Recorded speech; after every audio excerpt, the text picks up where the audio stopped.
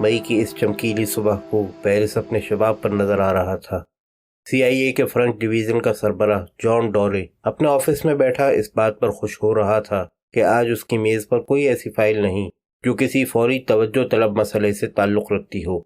उसकी उम्र 66 साल थी और वो 39 साल से इंटेलिजेंस में खदमात अंजाम दे रहा था।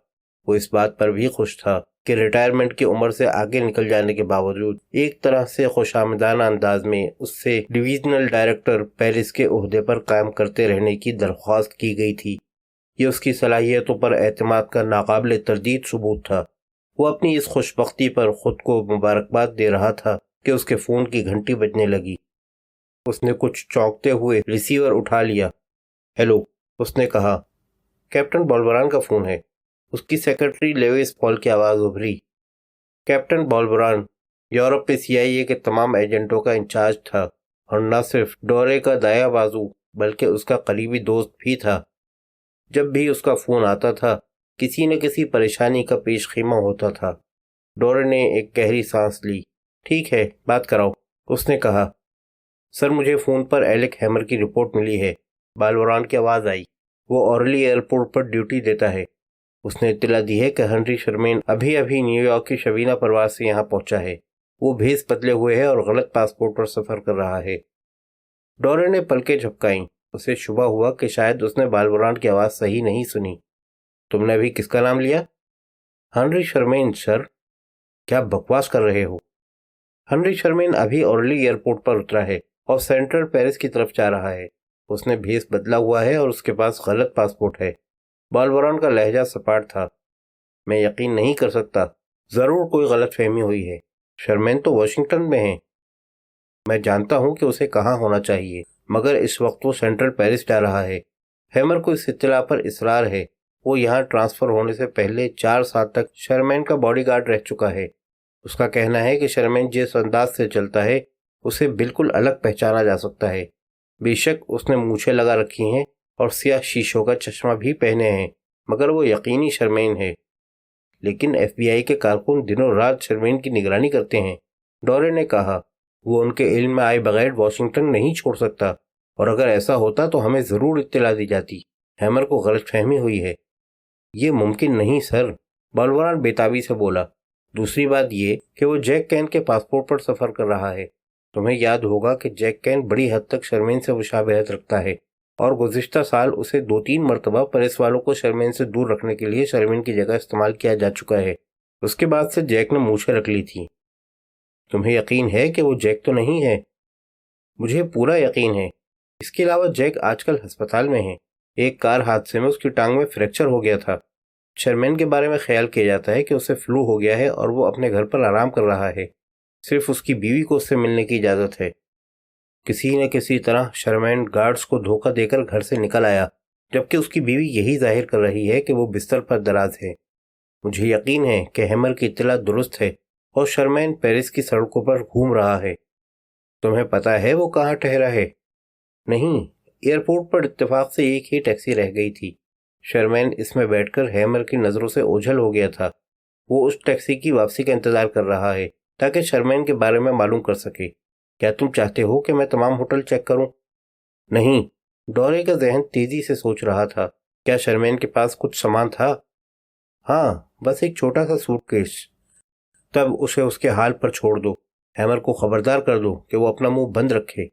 वो टैक्सी मिल जाए तो मालूम करे कि शर्मेन कहाँ गया था। ये बड़ी नाजुक सूरत हाल हो सकती है। फोन के करीब मौजूद रहना। मुझे किसी भी वक्त तुम्हारी ज़रूरत पड़ सकती है। डोरे ने रिसीवर रख दिया। अगर वो आदमी वाकई शर्मेन था तो वो पेरिस में क्या कर रहा है? क्या उसका दिमाग खराब हो गया है? ये हकीकत कि शर्मेन की बीवी मैरी उसकी पर्दापोशी कर रही है कि वो घर में बीमार पड़ा है जबकि वो किसी खतरनाक और असरार सफ़र पर पेरिस आया हुआ है, इस बात की गम्माज़ है कि कोई बहुत अहम और नाजुक ज़ाती मसला है जिसने शर्मेन को इस तरह छुपकर पेरिस आने पर मजबूर कर दिया। अगर प्रेस वालों को मालूम हो जाए कि कोई और नहीं, हेनरी शर्मेन भेस बदलकर एक गलत पासपोर्ट पर पेरिस आया है, तो गजब हो जाएगा। डोरे ने रुमाल से चेहरे का पसीना खुश्क किया। उसकी परेशानी और घबराहट बिल्कुल बजा थी। हेनरी शर्मेन अमेरिका का सदारती इंतखाब लड़ रहा था और उसके आइंदा सदर मुंतखब होने की पूरी उम्मीद थी। امریکہ کا متوقع صدر ہونے کے علاوہ شرمین بے حد دولت مند اور امریکہ کا سب سے بااثر و بارسوخ آدمی تھا۔ کئی بڑے اور معروف اداروں کا پریزیڈنٹ اور چیئرمین، حکومت کے بڑے عہدیداروں کا قریبی دوست، اس کی نجی زندگی بے داغ تھی، اور اس کی بیوی کے بارے میں عام تاثر تھا کہ وہ امریکہ کی بہت آئیڈیل فرسٹ لیڈی ثابت ہوگی۔ ڈورے شرمین کو تقریباً 45 سال سے جانتا تھا، یونیورسٹی میں اس کے ساتھ پڑھ چکا تھا۔ شروع سے ہی وہ ہر شعبے میں بہت ممتاز اور کامیاب ہوتا چلا آیا تھا۔ یہ بھی حقیقت تھی کہ ڈورے اس کے اثر و رسوخ کی وجہ سے ہی ابھی تک اپنے موجودہ عہدے پر فائز تھا، ورنہ کئی سال پہلے ریٹائر کر دیا جاتا۔ شرمین نے ہر موقع پر ڈورے کی حمایت کی تھی اور ڈورے کو اس کا ہر احسان یاد تھا۔ یہ الگ بات ہے کہ ڈورے کو یہ بھی اعتراف تھا کہ شرمین بہت سخت مزاج آدمی ہے، بڑی حد تک بے رحم بلکہ سنگ دل، ضرورت سے زیادہ روس اور چین کا مخالف تھا، بڑی آسانی سے لوگوں کو اپنا دشمن بنا لیتا تھا، مگر ڈورے پھر بھی خود کو اس کا وفادار سمجھتا تھا۔ وہ شرمین کے لیے سب کچھ کر سکتا تھا، مگر سوال یہ تھا کہ اس صورتحال میں کیا کرے۔ شرمین احمق نہیں تھا، وہ ضرور جانتا ہوگا کہ اس طرح پیرس آ کر وہ اپنے امریکہ کا صدر ہونے کے امکان کو خطرے میں ڈال رہا ہے۔ اگر اس کی حرکت کا انکشاف ہو جائے تو کتنا بڑا اسکینڈل بن سکتا ہے۔ ڈورے نے کچھ دیر سوچا، غور کیا اور پھر ایک فیصلہ کر لیا۔ اس وقت وہ شرمین کی بہترین مدد اس طرح کر سکتا تھا کہ کچھ نہ کرے۔ شرمین خود اپنی حفاظت کر سکتا ہے۔ بالوران کو بھی ہدایت کر دی گئی تھی کہ وہ کچھ نہ کرے۔ ہیمر وفادار ایجنٹ تھا، وہ بھی زبان بند رکھے گا۔ چنانچہ ڈورے نے فیصلہ کیا کہ وہ شرمین کو اسی طرح گمنام رکھے تاکہ جو کچھ وہ کرنے آیا ہے اسے انجام دے اور واپس چلا جائے۔ اگر کوئی مداخلت نہ کی جائے تو شرمین بالکل ایسا ہی کرے گا، لیکن فرض کرو کسی نے دخل اندازی کی، تب فرض کرو فرانسیسی پولیس نے اسے غلط پاسپورٹ پر سفر کرنے کے الزام میں گرفتار کر لیا، فرض کرو کہ اسے کسی دشمن نے، اور یہ دشمن بہت سے تھے اور بڑے ہوشیار بھی، اسے پہچان لیا اور قتل کر دیا، تب کیا ہوگا؟ ڈورے کی پریشانی بڑھ گئی۔ شرمین جیسے شخص کے ساتھ کوئی بھی حادثہ ہو سکتا ہے، پھر وہ کیا کرے؟ اور پھر جیسے اس سوال کے جواب میں فون کی گھنٹی ایک بار پھر بجنے لگی۔ کیا ہے؟ ڈورے نے جھپٹ کر ریسیور اٹھا لیا۔ کسی شخص کا فون ہے سر، لیوس نے جواب دیا۔ وہ اپنا نام نہیں بتاتا، کہتا ہے کہ یونیورسٹی میں تمہارے ساتھ پڑھ چکا ہے، بات کراؤ۔ ڈورے نے اطمینان کی سانس لی۔ چند لمحوں بعد ایک مردانہ آواز ابھری۔ کیا تم ہو ڈورے؟ ہاں، اپنی شناخت کرانے کی ضرورت نہیں، میں جانتا ہوں تم کون ہو، میں ہر خدمت کے لیے آمادہ ہوں، بتاؤ کیا کر سکتا ہوں؟ میں تم سے ملنا چاہتا ہوں، یہ بہت ضروری ہے، جواب ملا۔ ڈورے نے جلدی سے ڈائری پر نگاہ ڈالی۔ 2 اپائنٹمنٹ تھے مگر کوئی اہم نہیں تھا۔ تم کہاں ہو؟ ہوٹل پارک میں، جو ریو سیلے کے علاقے میں ہے۔ میں 20 منٹ میں پہنچ رہا ہوں، اپنے کمرے میں رہنا، ڈورے نے کہا۔ غالباً مجھے جیک کین کا نام لینا ہوگا۔ ڈورے کا لہجہ یہ کہتے ہوئے فخریہ ہو گیا اور اسے دوسری طرف سے حیرت کا اظہار سن کر خوشی ہوئی۔ ہاں، مگر تمہیں کیسے؟ میں آ رہا ہوں۔ ڈورے نے ریسیور رکھ دیا، جلدی سے کوٹ پہنا، ہیڈ سر پر رکھا اور آفس سے نکل گیا۔ لیوس کو ہدایت کی کہ اس کے تمام اپائنٹمنٹ کینسل کر دے۔ لیوس بہت ذہین اور تجربے کار سیکرٹری تھی۔ بالوران کا فون، پھر ایک اجنبی کا فون جس نے اپنا نام نہیں بتایا، اور پھر ڈورے کا یوں عجلت میں آفس سے جانا، یہ سب باتیں کسی مصیبت کی نشاندہی کرتی تھیں، مگر لیوس ایسی پریشانیوں کی عادی تھی۔ اس نے کندھے اچکائے اور اپنے کام میں مصروف رہی۔ ڈورے اپنی جیگوار کار میں پارک ہوٹل پہنچا، جو ایک چھوٹا سا معمولی درجے کا ہوٹل تھا۔ ڈورے کو شرمین کی ذہانت پسند آئی۔ کوئی سوچ بھی نہیں سکتا تھا کہ امریکہ کا آئندہ صدر ایک ایسے ہوٹل میں ٹھہرنا پسند کرے گا۔ اس نے استقبالیہ کلرک سے، جو ایک موٹا اور گنجا آدمی تھا، جیک کین کے کمرے کا نمبر پوچھا۔ کلرک نے ایک رجسٹر دیکھ کر کمرے کا نمبر بتایا، کمرہ نمبر 66، تیسری منزل۔ ڈورے زینہ طے کر کے تیسری منزل پر گیا، کمرہ نمبر 66 پر دستک دی۔ شرمین نے دروازہ کھولا اور ڈورے کو اندر آنے کا اشارہ کیا۔ وہ اندر آ گیا تو دروازہ بند کر دیا۔ ڈورے اس سے تقریباً 5 سال بعد مل رہا تھا۔ اتنی جلدی آنے کا شکریہ، شرمین نے کہا، مگر تمہیں جیک کین کے بارے میں کیسے معلوم ہوا؟ وہ بستر پر بیٹھ گیا۔ تمہیں اورلی ایئرپورٹ پر دیکھ لیا گیا تھا، ڈورے نے کمرے کی واحد کرسی پر بیٹھتے ہوئے کہا۔ بالوران نے مسافروں کی فہرست چیک کی تو پتہ چلا کہ تم جیک کین کے نام اور اسی کے پاسپورٹ پر سفر کر رہے ہو۔ اس نے مجھے اطلاع دی۔ میں نے اسے تاکید کر دی کہ وہ خاموش رہے۔ مگر مجھے پہچانا کیسے گیا؟ ہیمر کی ڈیوٹی ایئرپورٹ پر ہے۔ تمہیں یاد ہوگا کہ وہ تمہارا باڈی گارڈ رہ چکا ہے اور تمہاری مخصوص چال پہچان سکتا ہے، خواہ تم کسی بھیس میں ہو۔ تمہارے کارکن بہت ہوشیار ہیں، شرمین نے ایک پھیکی مسکراہٹ سے کہا۔ ہاں، تم واپس کب جا رہے ہو؟ 3 گھنٹے بعد ایک فلائٹ پر میری سیٹ ریزرو ہے، شرمین نے جواب دیا۔ کچھ اندازہ لگا سکتے ہو کہ میں یہاں کیوں آیا ہوں؟ نہیں، مگر ظاہر ہے کوئی بہت اہم کام ہوگا۔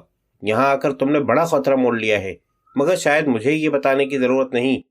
ہاں، میں بھی جانتا ہوں، لیکن میری اور کین نے مجھ سے تعاون کیا۔ اس کے بغیر میں یہاں نہیں آ سکتا تھا، اور یہاں اس لیے آیا ہوں کہ اس وقت تم واحد آدمی ہو جو مجھے امریکہ کا صدر بننے کی دوڑ میں شامل رکھ سکتے ہو۔ مجھے کوئی بھی خدمت انجام دے کر خوشی ہوگی۔ ڈورے نے بے چینی سے پہلو بدلا، مگر اس کا چہرہ سپاٹ ہی رہا۔ بتاؤ، کیا کرنا ہوگا؟ دل سے کہہ رہے ہو؟ ہاں، میں تمہارے لیے کچھ بھی کر سکتا ہوں، ڈورے نے جواب دیا۔ میں جانتا ہوں کہ میں تم پر اعتماد کر سکتا ہوں۔ میں اور تم بہت پرانے دوست ہیں۔ جب یہ مصیبت سامنے آئی تو میں نے میری سے کہا کہ صرف تم ہی ہو جس کے تعاون پر میں بھروسہ کر سکتا ہوں۔ اس نے سارا انتظام کیا، اس کے بغیر میں یہاں نہیں پہنچ سکتا تھا۔ میرے پاس زیادہ وقت نہیں ہے، میں تمہیں کچھ دکھانا چاہتا ہوں، پہلے اسے دیکھ لو، پھر ہم بات کریں گے۔ وہ اٹھا، کمرے میں ایک طرف رکھا ہوا سوٹ کیس اٹھایا، اسے کھول کر 8 mm کا ایک فلم پروجیکٹر نکالا۔ پھرتی سے اس کے مختلف حصے جوڑتے ہوئے اس پر ایک فلم لگائی۔ پروجیکٹر کو میز پر اس طرح رکھا کہ اس کا عکس سفید دیوار پر پڑے۔ پروجیکٹر کا تار سوئچ میں لگایا، کمرے کی کھڑکی بند کر دی۔ ڈورے یہ سب کچھ خاموشی سے دیکھتا رہا۔ پروجیکٹر کا بٹن آن کر کے شرمین پلنگ پر منہ پھیر کر بیٹھ گیا۔ میں اسے دیکھ چکا ہوں، اس نے کہا، اور دوبارہ دیکھنا نہیں چاہتا۔ دیوار پر تصویر نمودار ہوئی، پروجیکٹر چلنے لگا، ڈورے فلم دیکھنے لگا۔ یہ ایک بلو فلم تھی، ایسی فلم جو امریکن پرائیویٹ پارٹیوں میں بڑے شوق سے دیکھی جاتی ہیں، انتہائی عریاں اور گندی، ڈورے کے نزدیک بے حد ناگوار اور ناپسندیدہ۔ اس میں جو مرد حصہ لے رہا تھا اس نے اپنے چہرے پر ایک نقاب پہن رکھا تھا جس سے اس کے خد و خال بالکل چھپ گئے تھے۔ لڑکی کی عمر 20-22 سال سے زیادہ نہیں تھی، بہت خوبصورت اور متناسب جسم کی مالک۔ فلم تقریباً 5 منٹ چلتی رہی، اور جب ختم ہوئی تو ڈورے نے اطمینان کی سانس لی۔ اس نے بارہا ایسی بلو فلموں کے بارے میں سنا تھا، مگر اب تک کبھی دیکھنے کا اتفاق نہیں ہوا تھا، اور اسے دیکھ کر بہت افسوس ہوا۔ وہ مرد اور لڑکی ایسی فحش اور گندی حرکتیں کر رہے تھے جنہیں دیکھ کر جانور بھی شرمندہ ہو جائیں۔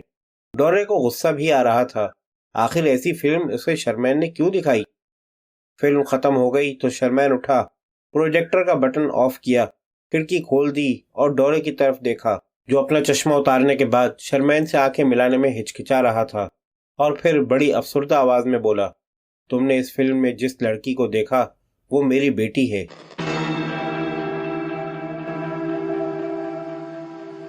جس طرح کیپٹن بالبران اپنے ایجنٹ ہیمر کی کارکردگی پر خوش تھا کہ اس نے بھیس بدلا ہوا ہونے کے باوجود شرمین کو پہچان لیا، اسی طرح سارجنٹ کووسکی سوویت سیکورٹی کے پیرس ڈویژن کا سربراہ بھی بہت خوش تھا کہ اس کے ایجنٹ بورس ڈرینا نے بھی شرمین کو شناخت کر لیا تھا۔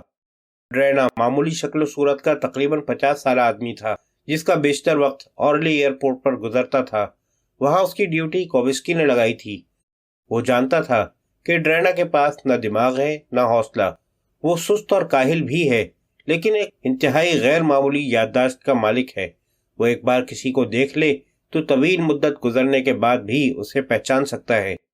اس کے ذہن پر اس آدمی کی بنیادی خصوصیات، اس کے خد و خال، بلکہ آواز تک نقش ہو جاتی تھی۔ 4 سال پہلے شرمین اپنی بیوی کے ساتھ صدر فرانس کی دعوت میں شریک ہونے پیرس آیا تھا۔ تب ڈرینا نے اسے دیکھا تھا، اور اس کے ذہن پر شرمین کی چال ڈھال، اس کے حرکات و سکنات، اس کے خد و خال نقش ہو گئے تھے۔ مونچھیں اور چشمہ لگے ہونے کے باوجود ڈرینا نے شرمین کو پہچان لیا کہ یہ آدمی امریکہ کا متوقع صدر ہے۔ اس نے شرمین کو ٹیکسی میں بیٹھتے دیکھا۔ وہ اتنا قریب تھا کہ جب شرمین نے ڈرائیور کو پتہ بتایا تو وہ بھی اس نے سن لیا۔ ہوٹل پارک ریف شیلے، اور پھر جیسے ہی ٹیکسی روانہ ہوئی، مزید تعاقب نہ کر سکنے کی وجہ سے اس نے فوراً فون پر کووسکی کو اطلاع دی۔ کووسکی کو اس خبر نے چونکا دیا۔ ڈرینا کی یادداشت پر اعتماد کرتے ہوئے اس نے اس بحث میں وقت ضائع نہیں کیا کہ ڈرینا سے غلطی ہو سکتی ہے، بلکہ فوراً اسے حکم دیا کہ وہ خود بھی ہوٹل پارک جائے۔ اس کی مدد کے لیے وہ لابرے کو بھیج رہا ہے۔ شرمین جو کچھ بھی کرے اس کی خبر اسے ملنا چاہیے۔ ڈرینا کی اپنی کار ایئرپورٹ پر موجود تھی۔ ادھر ہیمر ابھی بولوران کو اطلاع ہی دے رہا تھا کہ ڈرینا ہوٹل پارک روانہ ہو گیا۔ کووسکی نے اس کے کام کی تعریف کی تھی، اور یہ ایسی بات تھی جو کووسکی شاذ و نادر ہی کرتا تھا۔ چنانچہ ڈرینا بہت خوش تھا۔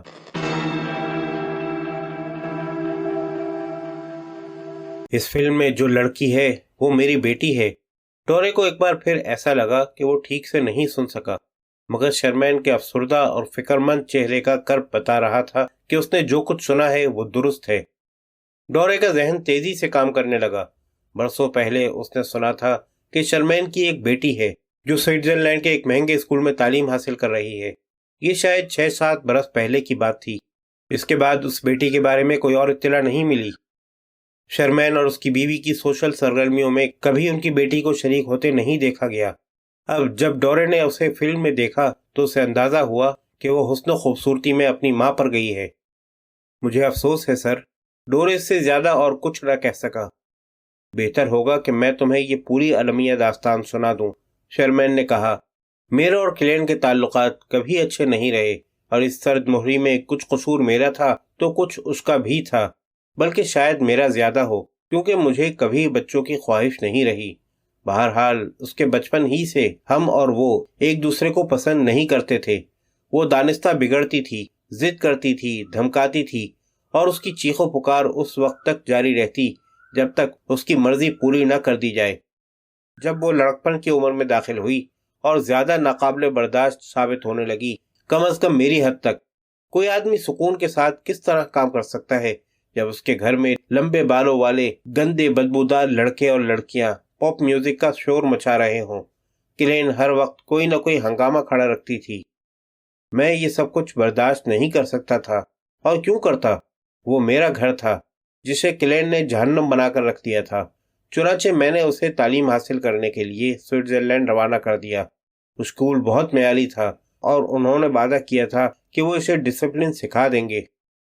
وہ 4 سال تک وہاں رہی، کبھی گھر نہیں آئی۔ اسے گھر سے نکال کر مجھے بڑا سکون ملا۔ تم کچھ اندازہ نہیں کر سکتے کہ اسے سوئٹزرلینڈ بھیج کر میں کتنا خوش اور مطمئن تھا۔ وہ وہاں 19 سال کی عمر تک رہی۔ تب تک میں اور میری اس کے بغیر زندگی گزارنے کے عادی ہو چکے تھے۔ ہم دونوں مستقل مصروف رہتے تھے۔ چھٹیوں میں کبھی باہر جاتے بھی تو ان لوگوں کے ساتھ جو میرا سیاسی کیریئر بنانے میں میری مدد کر رہے تھے، اور اس طرز زندگی میں ایک نوعمر بیٹی کی کوئی گنجائش نہیں تھی۔ کلین ان لوگوں سے مل کر، ان کی محفل میں رہ کر ہمیشہ بور ہوتی تھی۔ چنانچہ ہم نے یورپ میں اس کی رہائش کا انتظام کر دیا۔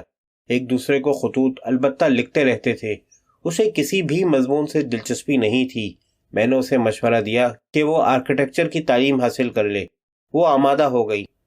میں نے ایک خاتون پروفیسر کا تقرر کر دیا جو اس کے ساتھ ہی رہتی تھی۔ وہ اسے پڑھاتی تھی، اور فرانس، جرمنی، اٹلی، جہاں بھی کلین جاتی تھی اس کے ساتھ رہتی اور اس کی خبرگیری کرتی تھی۔ پھر 18 ماہ قبل مجھے اس کی پروفیسر کا خط ملا کہ کلین نے اپنا سامان پیک کیا اور اسے بتائے بغیر خدا جانے کہاں غائب ہو گئی۔ میں نے سوچا شاید یہی اس کے لیے بہتر تھا۔ میں حسب معمول مصروف تھا۔ میری ضرور فکر مند تھی، مگر وہ بھی مصروف رہتی تھی۔ اسے بھی امریکہ کی فرسٹ لیڈی بننے کی اتنی ہی آرزو تھی جتنی مجھے صدر بننے کی۔ ڈورے کچھ سن رہا تھا، کچھ نہیں سن رہا تھا۔ وہ اپنے دماغ سے اس لڑکی کی تصویر نکالنے سے قاصر تھا جسے اس نے اتنے گندے عامیانہ انداز میں فحش حرکات کرتے دیکھا تھا۔ وہ شرمین کی بیٹی تھی۔ ڈورے کے رگو پے میں سرد پھریریاں دوڑ رہی تھیں۔ اگر وہ فلم غلط ہاتھوں میں پڑ جائے تو شرمین کا سیاسی مستقبل ہی تباہ نہیں ہوگا، بلکہ اس کی معاشرتی زندگی بھی برباد ہو جائے گی۔ شرمین کی گفتگو جاری تھی۔ بے شک میں اپنی کسی قدر کوتاہی کا اعتراف کرتا ہوں۔ ہم نے خود غرضانہ طرز عمل اختیار کیا، مگر نہ کلین ہمارے طرز زندگی میں کہیں فٹ ہو سکتی تھی، اور نہ ہم اس کے انداز زندگی میں۔ میں نے یہی مناسب سمجھا کہ اسے خود اپنی زندگی بنانے کا موقع دیا جائے۔ میں اس کی مالی مدد کرنے کے لیے تیار تھا، مگر اس نے کبھی کچھ مانگا ہی نہیں۔ ہم نے اسے اپنے ذہن سے فراموش کرنے کی کوشش کی، مگر اس کا نتیجہ تمہارے سامنے ہے۔